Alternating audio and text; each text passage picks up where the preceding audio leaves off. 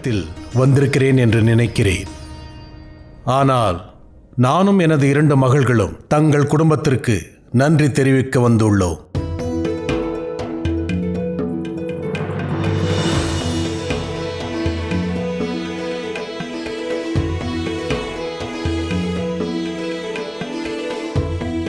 உங்களது மகள்களா?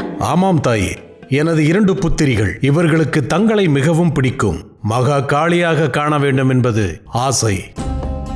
அதனால் இவர்களது விருப்பத்தை தங்களிடம் கூற வந்துள்ளேன். வணக்கம் தாயே. வணக்கம் தந்தையே. உங்களுடைய பெயர் என்ன? என்னுடைய பெயர் சித்தி. என்னுடைய பெயர் புத்தி.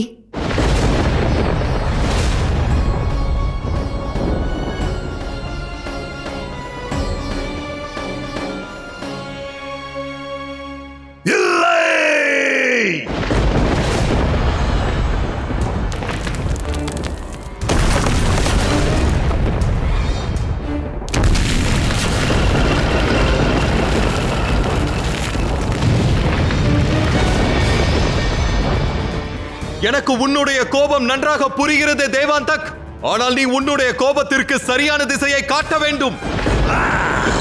இங்கு அனைத்தையும் தூக்கி எறிவதில் எந்த அர்த்தமும் இல்லை.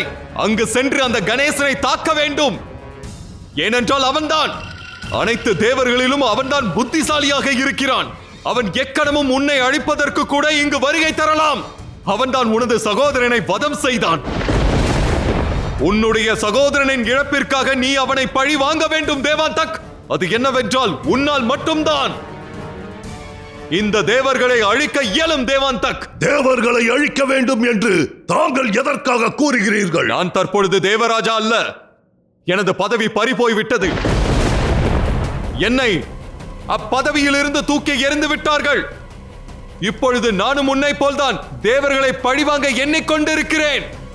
நான் சொல்வது சத்தியம். செல், அந்த தேவர்கள் அனைவரையும் அழித்து விடு.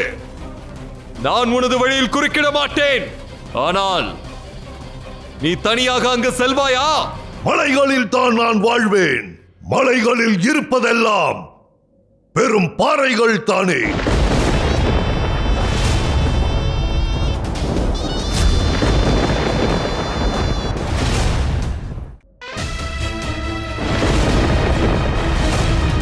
இந்திரதேவரே, தாங்கள் தேவலோகத்துக்கு சென்று விடுங்கள். தங்களின் உயிரை நான் தங்களுக்கு தானமாக அளிக்கிறேன்.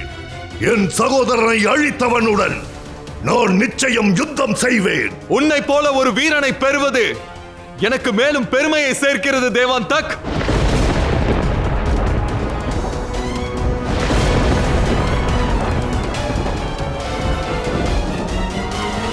என்னையே முட்டாளாக்க பார்க்கிறாயா? நான் உன்னை முட்டாளாக்கப் போகின்றேன். என்ன, திவாந்தக் கணேசரை அழிக்கப் போகிறாரா? ஆம், ஆனால் அவனை தடுக்க ஒரு வழி இருக்கிறது. அதற்கு எங்களுக்கு உங்களுடைய உதவி தேவை. நான் உங்களுக்கு என்ன உதவி செய்ய வேண்டும்?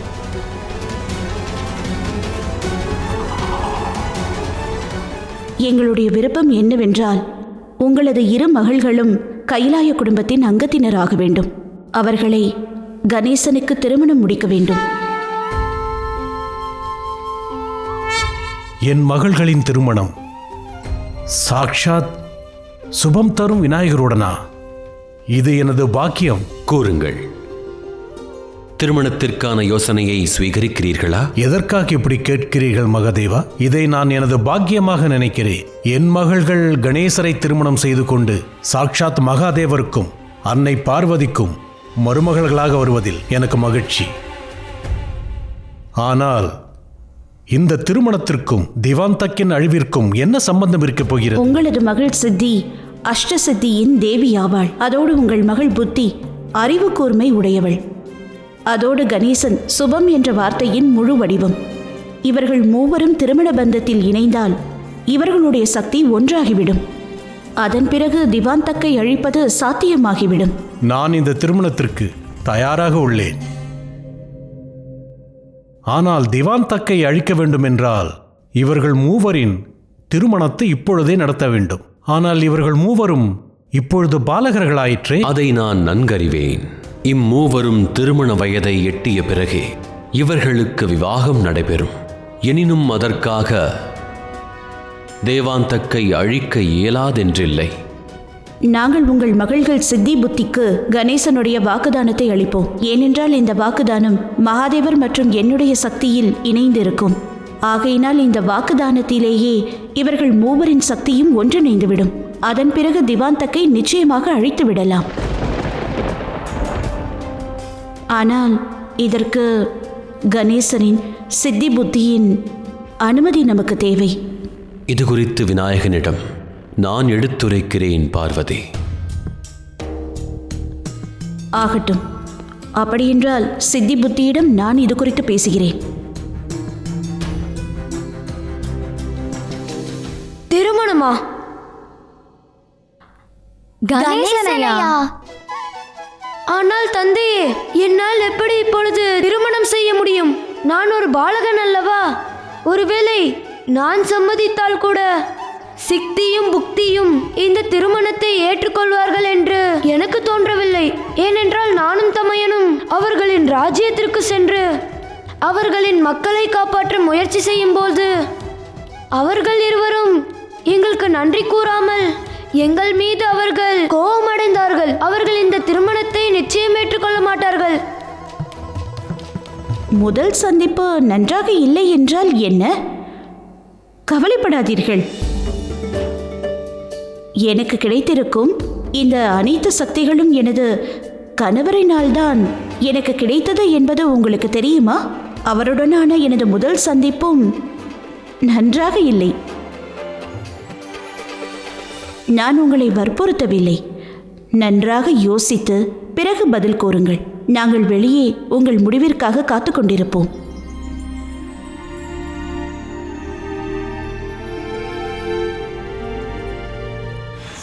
நான் நினைத்ததை நிறைவேற்றுவதற்கு எப்படியாவது முயற்சி செய்வேன். அதே போன்று உங்களின் முடிவை நான் ஏற்றுக்கொள்ள வேண்டும் என்பதற்காக இப்படி பேசுகிறீர்கள். இல்லை விநாயகா, மனம் முடிக்க வேண்டுமென்று உன்னை வற்புறுத்தவில்லை. இது குறித்து நான் கூற விழைவது என்னவென்றால், விவாகத்திற்கு நீங்கள் தயாரான பிறகே திருமணம் என்பது நிச்சயம் நிகழும்.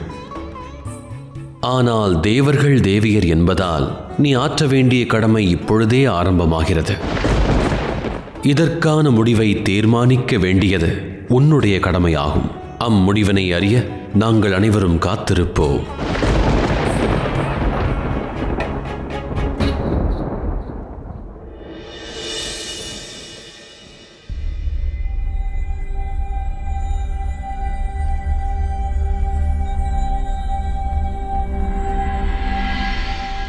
நீங்கள் மூவரும் நான் கூறுவதை நன்றாக கேட்டுக்கொள்ளுங்கள். நாங்கள் யாரும் உங்களை இந்த திருமணத்திற்காக வற்புறுத்த மாட்டோம். உங்களது முடிவை தயக்கமின்றி கூறுங்கள். தங்களது முடிவினை உரைக்க பெண்களுக்கே முதல் உரிமை. புத்தி, சித்தி, கூறுங்கள், உங்கள் முடிவு என்ன?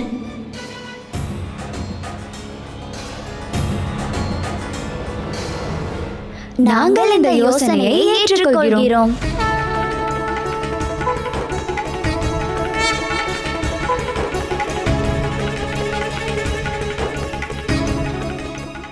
விநாயகா, நீ நிர்ணயித்த முடிவென்ன?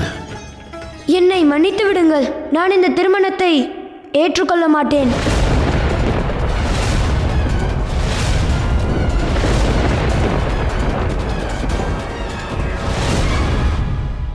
கணேசனை மட்டுமல்ல, அந்த தேவாந்தக அனைத்து தேவர்களையும் அழித்து விடுவான். அதற்கு பின்பாக எனது அடுத்த பயணத்தை நான் ஆரம்பித்து விடுவேன்.